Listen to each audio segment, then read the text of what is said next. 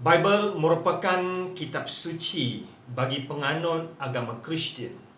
Bible yang terdiri daripada Old Testament dan New Testament merupakan kitab-kitab yang telah diturunkan oleh Tuhan kepada para rasul Bani Israel, termasuklah Gospel yang diturunkan kepada Nabi Isa alaihissalam, dan juga apa yang terkandung di dalam Bible ialah tulisan-tulisan Saint Paul yang mendakwa dirinya sebagai rasul yang diutuskan oleh Jesus. Al-Quran menjelaskan bahawa kitab-kitab mereka ini telah pun sebahagiannya diputar-belitkan oleh pendeta-pendeta mereka. Ini dirakamkan oleh Allah SWT dalam surah Al-Imran ayat 79. Demikian juga dalam surah Al-Ma'idah ayat 63. Allah SWT menjelaskan bahawa ada di kalangan agamawan mereka yang telah memutarbelitkan ataupun memesongkan ayat-ayat yang Tuhan turunkan kepada para anbiya mereka. Demikian juga apa yang terkandung di dalam New Testament. Pada kali ini saya akan bincangkan percanggahan yang terdapat di dalam Bible, tetapi saya hanya mengambil satu insiden yang kecil, iaitu insiden conversion Paul. Satu insiden yang cukup penting dalam sejarah agama Kristian. Namun demikian, terdapat beberapa percanggahan yang dicatatkan dalam Bible tentang peristiwa ini. Dan percanggahan yang berlaku ini satu percanggahan yang kontradik antara satu sama lain, yang tidak boleh diterima oleh akal bahawa ia boleh disatukan. Bagaimanakah percanggahan ini berlaku? Kita lihat dahulu kisah conversion Paul. Apabila kita sebutkan conversion Paul, ini ialah kisah bagaimana Paul yang sebelum ini merupakan seorang yang cukup kuat memusuhi ajaran Nabi Isa alaihissalam, ajaran Jesus dan pengikutnya.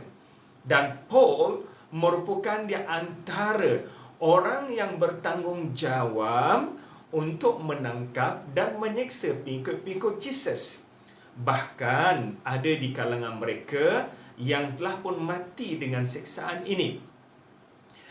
Setelah Jesus mati di tiang salib mengikut dakwaan masyarakat ataupun penganut agama Kristian, ramai pengikut Jesus yang telah melarikan diri ke Syria, ke Damsyik, Syria. Paul berusaha untuk menyekat mereka. Paul berusaha untuk mengembalikan mereka kepada agama yang asal. Oleh itu, Paul telah meminta keizinan daripada ketua pemimpin tertinggi Yahudi ketika itu untuk menjejaki mereka yang telah meloloskan diri pergi ke Damsyik agar ditangkap dan dibawa pulang ke Palestin untuk mereka kembali kepada agama asal mereka, iaitu agama Yahudi. Cerita ini diceritakan oleh Paul dalam Acts. Acts adalah buku yang ke-5 dalam New Testament. Buku yang pertama Matthew, yang kedua Mark, yang ketiga Luke, yang keempat John, dan yang kelima Acts. 4 yang pertama adalah Gospel, dan yang kelima adalah tulisan Saint Paul sendiri. Dan Saint Paul menceritakan kisah bagaimana dakwah ini disebarkan kepada orang ramai. Namun demikian, peristiwa conversion ataupun perubahan Paul daripada orang yang kuat memerangi, memusuhi ajaran Nabi Isa alaihissalam sehingga berubah menjadi orang yang mendakwa menerima wahyu daripada Jesus. Namun yang jadi masalah ialah peristiwa conversion Paul ini diceritakan dalam Bible dalam 3 tempat. Dalam Acts chapter, kalau kita akan lihat nanti, Acts chapter yang ke-9, kemudian chapter yang ke-22, dan juga chapter yang ke-26. Yang jadi masalah ya, cerita yang diceritakan oleh Paul ini bercanggah antara satu sama lain, dan kita akan lihat satu persatu. Okey. Sebelum kita pergi lebih jauh, kita lihat dahulu cerita seperti mana yang diceritakan oleh Paul. Tuan-tuan boleh rujuk dalam Acts chapter yang ke-9, ayat ke-3 hingga ke-10. Saya bacakan dahulu chapter yang ke-9, kemudian kita akan bandingkan dengan chapter yang ke-22 dan chapter yang ke-26. Di manakah percanggahannya? Di manakah perbezaannya? Okey, kita lihat satu persatu dahulu. As Saul was coming near the city of Damascus, suddenly a light from sky flashed around him. Apabila Saul adalah nama beliau dalam Hebrew. Masyarakat orang Yahudi pada ketika itu mempunyai kebiasaan memiliki dua nama. Satu nama Greek, satu nama Hebrew ataupun nama Yahudi. Nama Paul adalah dalam bahasa Greek, manakala Saul dalam bahasa Hebrew. Okay. As Saul was coming near the city of Damascus, suddenly a light from sky flashed around him. Apabila Paul bersama dengan teman-temannya pergi menuju ke Damaskus, dalam perjalanan ketika beliau telah mendekati Damaskus, suddenly a light from sky flash around him. Tiba-tiba datang cahaya dari langit mengelilingi mereka. He fell to the ground and heard a voice saying to him. Paul jatuh ke tanah, kemudian dia mendengar suara memanggil beliau, Saul, Saul, why do you persecute me? Wahai Paul, kenapa engkau menyakitiku? Lalu Paul bertanya, who are you, Lord? Siapakah kamu, wahai Tuanku? He asked, Paul bertanya. Lalu suara itu menjawab, I'm Jesus whom you persecuted. The voice said. Suara yang memanggil Paul ini kemudian menjawab, aku adalah Jesus yang kamu sakiti. Kemudian ayat ke-6, but get up and go into the city where you will be told what you must do. Sekarang bangunlah ketika mana Saul jatuh tadi, bersama dengan teman-teman jatuh. Kemudian suara itu berkata, bangun sekarang dan pergi kamu ke bandar Damascus, where you will be told what you must do.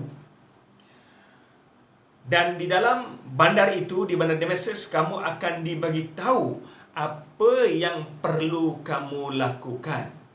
The men who were traveling with Saul had stopped, not saying a word. They heard the voice but could not see anyone. Orang yang bersama dengan Paul, rombongan bersama dengan Paul, terkedu, tak boleh nak kata apa-apa. Mereka mendengar suara tetapi tidak dapat melihat orang yang bercakap dengan Paul. Saya berhenti di sini dan kita lihat perbezaan yang berlaku. Okey.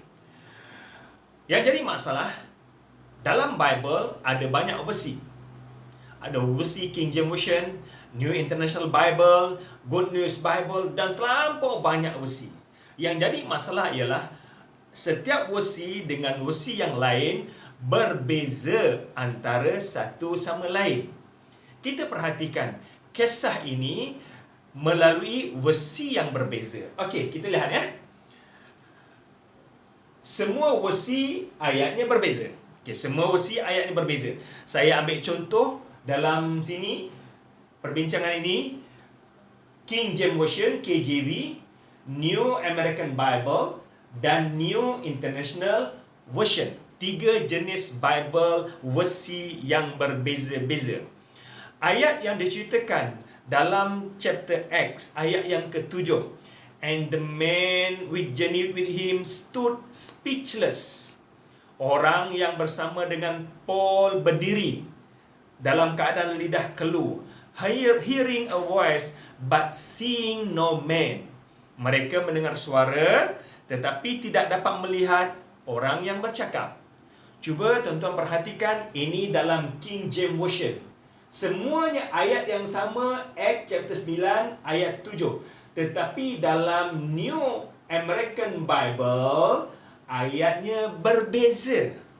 ayat berbeza, konten mungkin sama, even konten berbeza. Tentang konten kita akan bincangkan kemudian. Cuma dalam part ini, saya mahu tuan-tuan, puan-puan perhatikan ayat dalam King James Version, ayat dalam New American Bible, ayat dalam New International Version, walaupun ayat yang sama, chapter yang sama, tetapi ayatnya berbeza-beza. Ini yang saya nak sampaikan, bahawa semua versi dalam Bible ayatnya tidak sama, berbeza-beza antara satu sama lain. Dan ini saya baru ambil 3 contoh sahaja, tuan-tuan ya. Baru 3 contoh sahaja. Kita tak ambil contoh-contoh yang lain. Kalau contoh-contoh yang lain, setiap versi Bible ada ayat yang berbeza. Inilah sebenarnya yang menjadi sebab Joseph St memeluk agama Islam. Ketika mana beliau mula teruja untuk mengetahui tentang agama Islam, dan satu ketika beliau berdebat ataupun berbincang tentang agama Islam dan agama Kristian dengan seorang brother daripada Mesir bernama Muhammad. Ketika itu beliau bersama dengan isterinya, Joseph St bersama dengan isterinya, kemudian dengan ayah dan ibunya. Mereka 4 orang.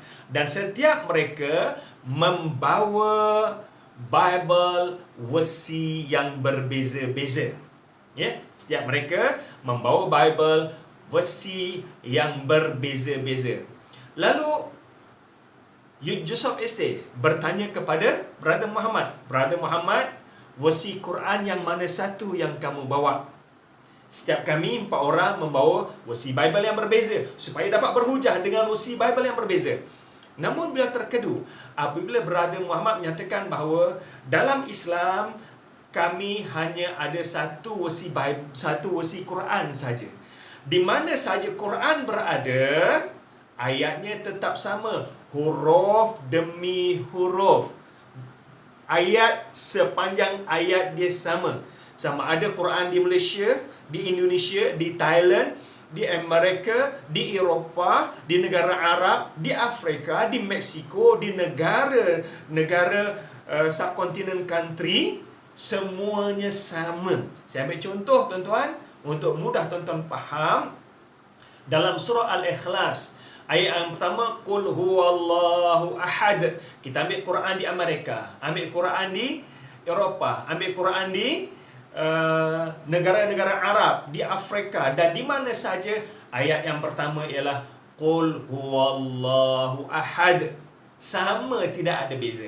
Berbanding dengan Bible, tuan-tuan boleh lihat di sini, saya ambil hanya satu ayat, ayat yang ke-7 pada chapter yang ke-9. Tidak ada satu pun ayatnya yang sama dalam tiga-tiga versi ini. Bukannya huruf berbeza, bahkan kalau kita lihat dalam Quran, huruf demi huruf, ayat demi ayat, semua sama. Dan ini tidak berlaku dalam Bible. Inilah yang disebutkan oleh Joseph St. Yusuf St yang akhirnya telah memeluk agama Islam. Ya. Nama asal beliau Joseph St. Kemudian beliau memeluk agama Islam. Dan beliau menyatakan bahawa di antara keunikan Al-Quran ialah ada satu versi. Dan ini tidak berlaku dalam agama Kristian. Mustahil bagi mereka untuk mendapatkan satu umat Kristian dengan satu versi Bible yang sama. Ini tidak berlaku. Ini tidak berlaku dalam Bible. Ya? Sebab itulah perkara yang pertama yang saya nak tekankan kat sini, semua ayat-ayat dalam Bible versinya berbeza. Setiap versi ayatnya berbeza-beza antara satu sama lain. Setiap versi, walaupun ayat yang sama, struktur ayat, hurufnya tidak sama dengan versi yang lain berbanding dengan Al-Quran. Ini perkara yang pertama. Ini perkara yang pertama.